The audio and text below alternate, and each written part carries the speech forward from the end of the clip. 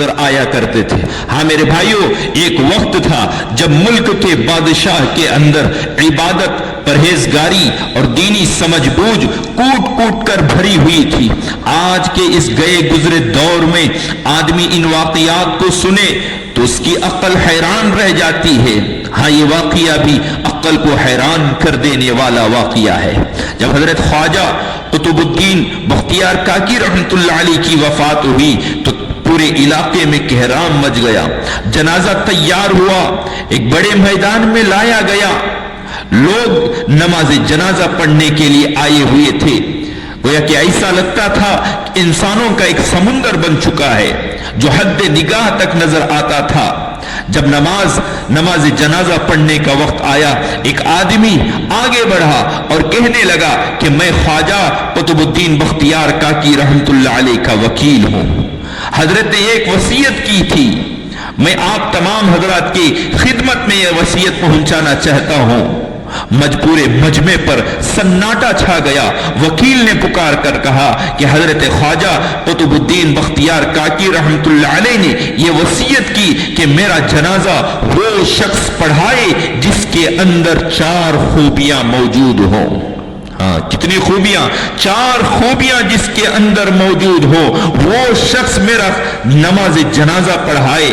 تو پہلی خوبی، زندگی میں اس کی تکبیر اولیٰ کبھی فوت نہ ہوئی ہو۔ دوسری خوبی، اس کی تہجد کی نماز کبھی قضا نہ ہوئی ہو۔ تیسری خوبی، اس نے غیر محرم پر کبھی بھی بری نظر نہ ڈالی ہو۔ چوتھی خوبی، اتنا عبادت گزار ہو کہ اس نے عصر کی سنتیں بھی کبھی نہ چھوڑی ہو۔ یہ 4 خوبیاں گن کر اس وکیل نے بیان کیا تو پورے مجمع میں سناٹا چھا گیا۔ تمام لوگ ایک دوسرے کے چہرے کو دیکھنے لگے اور اپنے گریبان میں جھانک کر پرکھنے لگے کہ کسی کے اندر ایک خوبی موجود ہو تو باقی 3 خوبیوں سے محروم ہے، کسی کے اندر 2 خوبیاں موجود ہو اور باقی 2 خوبیوں سے محروم ہے، کسی کے اندر 3 خوبیاں موجود ہوں تو باقی 1 خوبی سے محروم ہے۔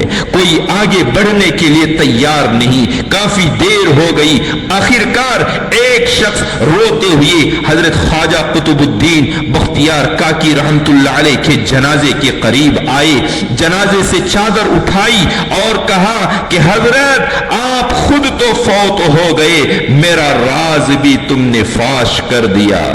میرے بھائیوں،